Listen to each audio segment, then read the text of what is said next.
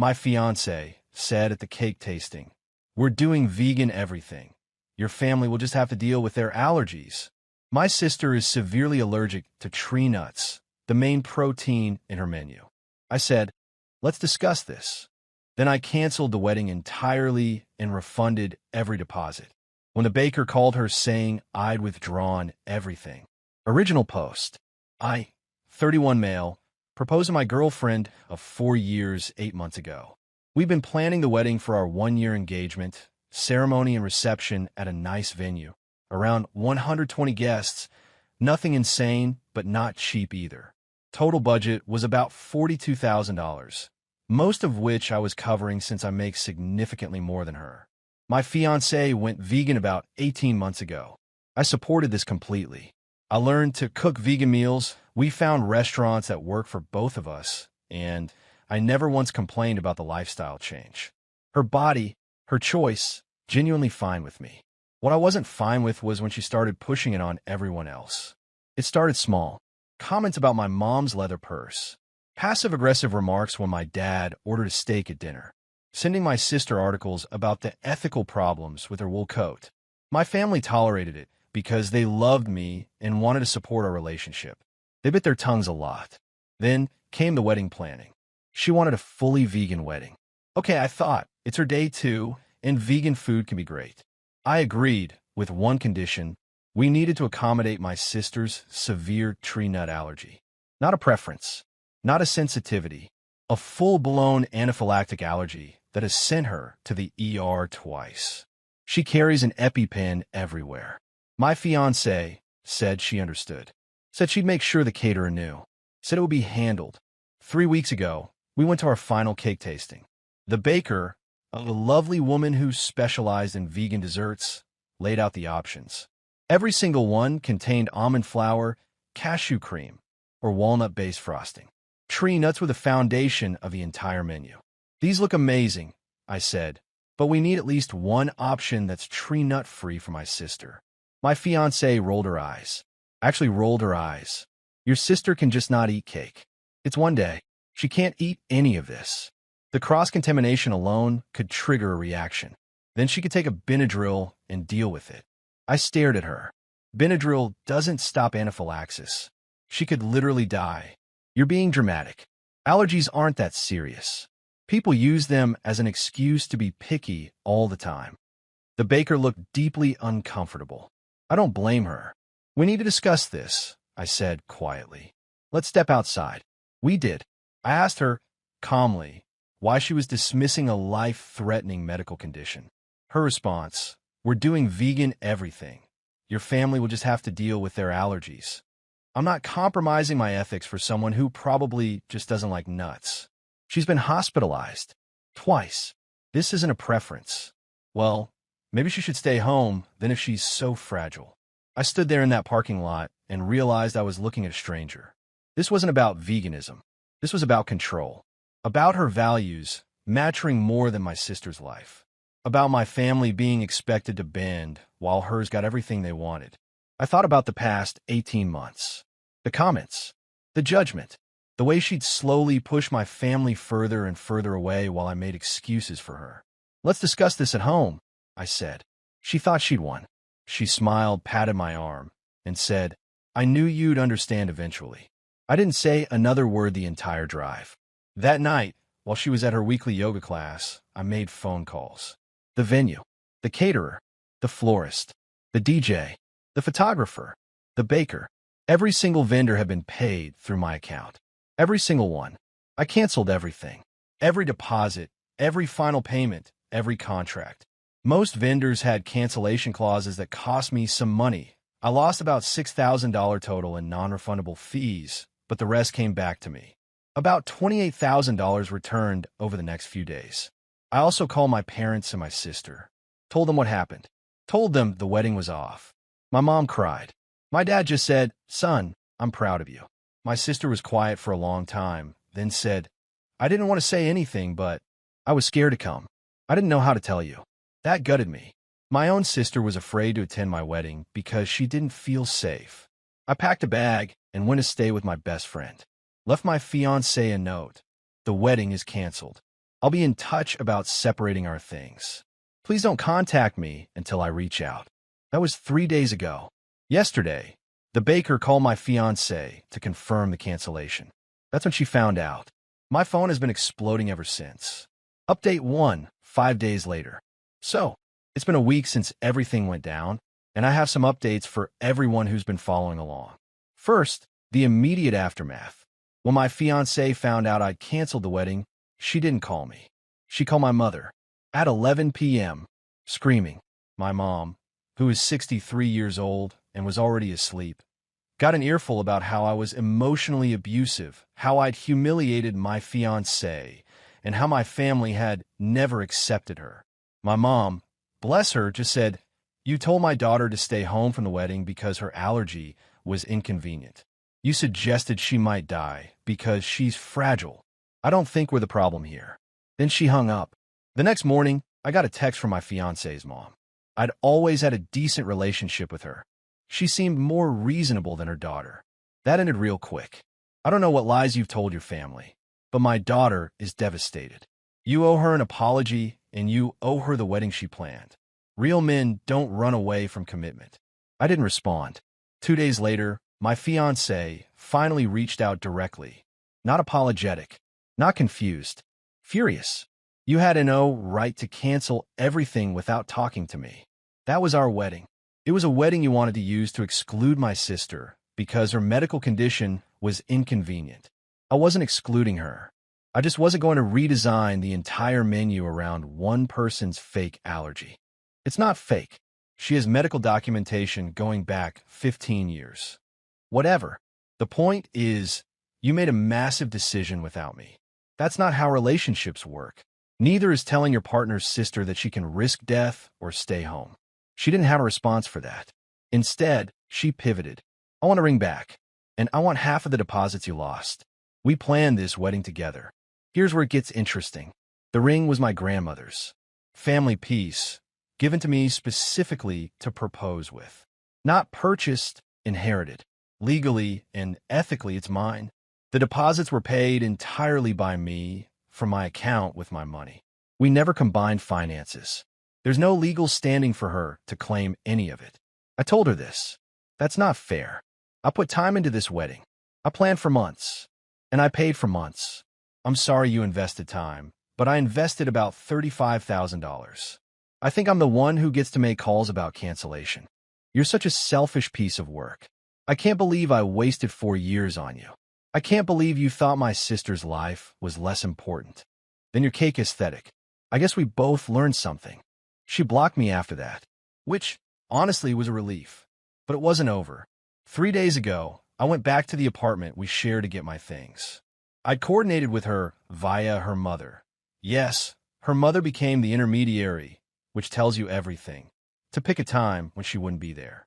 She was there anyway, sitting on the couch with her best friend, arms crossed, looking like she was waiting for a confrontation. "I'm just here for my stuff," I said. "I don't want to argue." "Too bad. We're arguing. You don't get to blow up my life and then just walk away."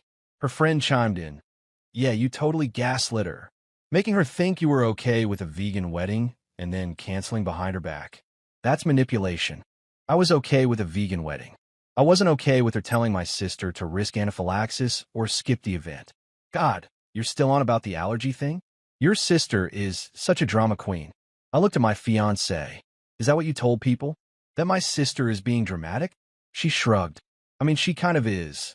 Tree nut allergies aren't even that common. She probably just doesn't like the taste." I laughed. Couldn't help it. She was hospitalized for 3 days when she was 12 because someone used walnut oil in a salad dressing and didn't tell her. But sure, she just doesn't like the taste. My fiancé's friend looked uncomfortable. Clearly this was new information. "Can I get my things now?" I asked. She let me. Watch me pack my books, my clothes, my gaming console, my kitchen equipment. Didn't offer to help.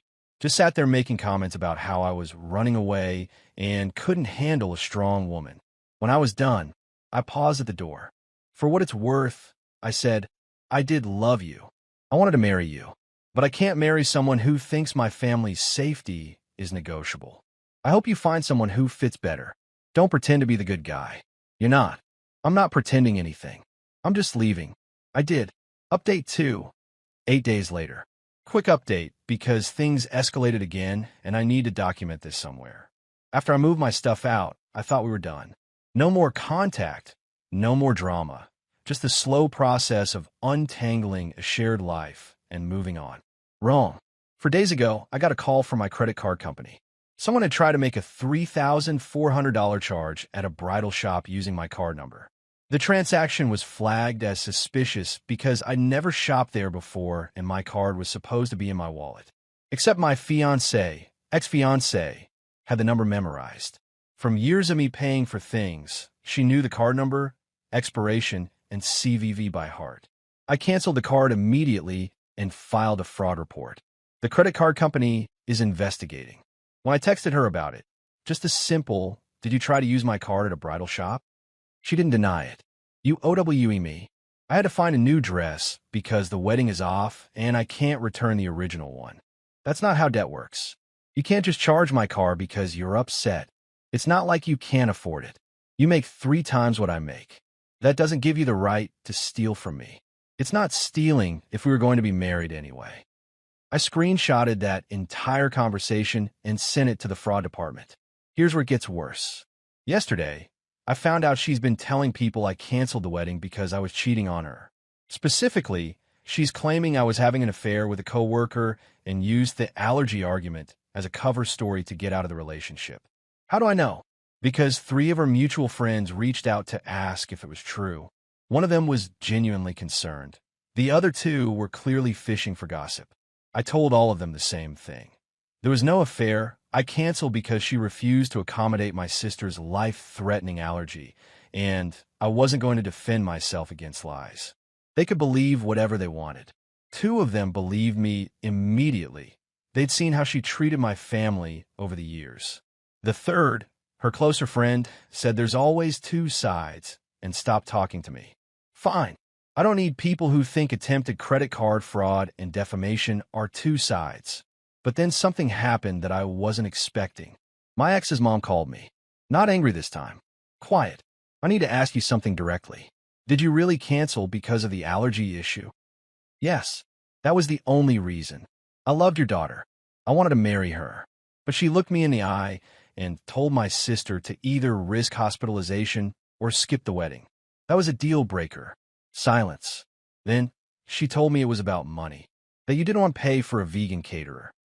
The caterer was already booked and paid for. I had no issue with vegan food. I had an issue with every single menu item containing tree nuts, which could kill my sister.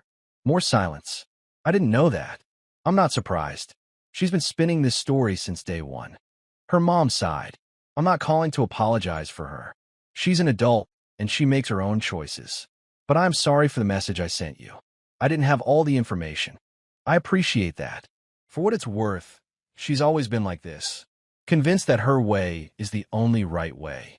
Her father and I tried to teach her compromise, but she trailed off. Anyway, I won't bother you again. I just wanted you to know that not everyone in our family thinks you're the villain. She hung up. I sat with that for a long time. It didn't change anything, but it helped. Final update. 6 days later. Okay, this is probably my last update. Things have reached a resolution of sorts. The credit card fraud investigation concluded. The bridal shop had security footage of my ex using my card. She'd apparently also tried to charge about $800 at a spa the same day, which was also flagged and declined. I had 2 options, press charges or let it go. I pressed charges, not for revenge, not because I wanted to see her suffer, but because she committed a crime, showed no remorse, and would absolutely do it again to someone else if there were no consequences. The amount was just under the felony threshold, so it's being processed as misdemeanor fraud. She'll have to appear in court, probably pay restitution plus fines, and it'll be on her record. Her mother called me again after she found out. Not angry, just tired. She's blaming you for ruining her life. She ruined her own life. All I did was stop participating. I know. I hoped maybe you wouldn't press charges. For old time's sake, I can't let her steal from me and face no consequences. That's not how I was raised. I understand. She paused. She's moving back in with us. Can't afford the apartment alone. I'm sorry to hear that. Don't be. Maybe some time at home will give her perspective. I doubt it will, but I didn't say that. As for the cheating rumor, it fizzled out on its own. Turns out, when you spend 4 years with someone and have never once given anyone a reason to think you're unfaithful, the accusation doesn't stick. The people who know me know better. The people who don't weren't really my friends anyway. My sister called me last week. First time we'd really talked since everything went down beyond the initial weddings cancel conversation. I need to say thank you, she said. And I need to say I'm sorry. Sorry for what? For not speaking up sooner. I knew she didn't like me. I knew she thought my allergy was fake or exaggerated. But I didn't want to cause problems for you, so I just stayed quiet and hoped it would get better. That's not your fault. She hit it well. And you shouldn't have to defend your right to not die. She laughed kind of wetly. When you put it that way. I put it that way because it's true. You did nothing wrong. She did. And now she's facing consequences. That's all. We talked for another hour after that. About growing up, about family, about what we both wanted our futures to look like. It was the best conversation we'd had in years. I'm staying with my friend for now while I look for a new place. I've got a decent job, some savings, less than before, thanks to those non-refundable deposits, but enough, and a family who actually has my back. My grandmother's ring is back in my parents' safe.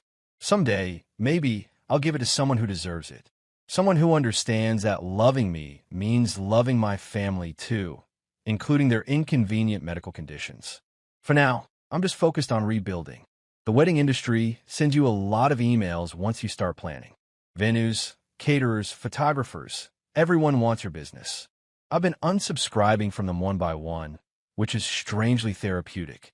Each, you've been removed from our mailing list. Feels like closing a door on a chapter that needed to end. My ex never apologized. Not for the allergy comments, not for the fraud, not for the lies. I don't expect she ever will. But here's the thing. I don't need her apology. Apologies don't change what happened. They don't undo 4 years of red flags I ignored because I loved her. They don't give me back the $6,000 in lost deposits, or the months of planning, or the version of my future I thought I was building. What I needed was out. And I got that. Some people have asked if I regret the relationship entirely. If I wish I'd never proposed, never dated her, never let it get that far. Honestly, no. I learned what I will and won't accept. I learned that love isn't enough if respect isn't there too. I learned that my family matters, my sister's safety matters, and anyone who asks me to compromise on that isn't someone I want in my life. Those are expensive lessons, but they're worth it. Anyway, that's the end of the story. No dramatic twist, no big finale. Just a guy who almost married the wrong person and got out before it was too late. Thanks for listening, Internet strangers. You help more than you know.